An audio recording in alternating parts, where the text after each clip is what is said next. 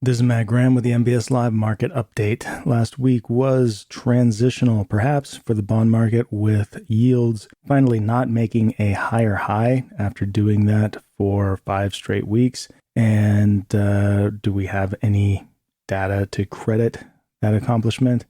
Not necessarily. It's more about a correction having run its course off of longer term lows, or at least intermediate lows, seen at the end of December. That was part of a 2-month rally in November and December, fairly substantial one. Not a surprise to see a correction, and still plenty of indecision about where we go from here.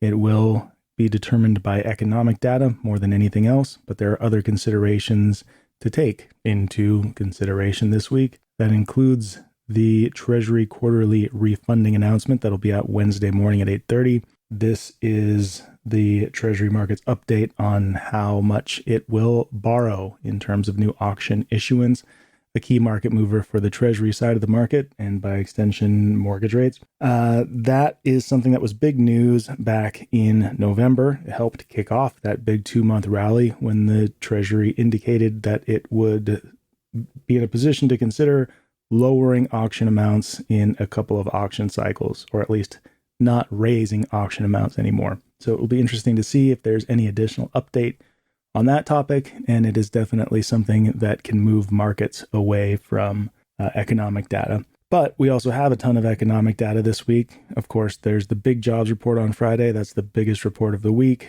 There are other relevant considerations as well, and that would be kicking off with JOLTS, Job Openings and Labor Turnover Survey, on Tuesday morning at 10 a.m. Other relevant reports include ADP jobs, 8:15 Wednesday morning. We'll also get employment costs for Q4. Not always a huge market mover, but can have an impact. ISM manufacturing, 10 a.m. on Thursday morning. Always a potential market mover. Jobless claims, definitely a relevant supporting actor. And consumer sentiment on Friday at 10 a.m. Not the hugest report ever, but can sort of add to the narrative. Last but certainly not least, in addition to all the economic data and the Treasury refunding announcement, we have the January Fed announcement. That is the moment at which some market participants over the course of the past 2 months thought there would be a possibility that the Fed would actually cut rates already. That is no longer really seen as a legitimate possibility, but it is something that may have come up in conversation, emphasis there on may. And if it did, we would be relying on Fed Chair Powell's press conference to let us know. And look, here's the 2 cents, and probably the best 2 cents on the Fed. They're not going to be able to tell us anything other than the prevailing narrative, which is, look, inflation has been coming down nicely. That's still too high in annual terms.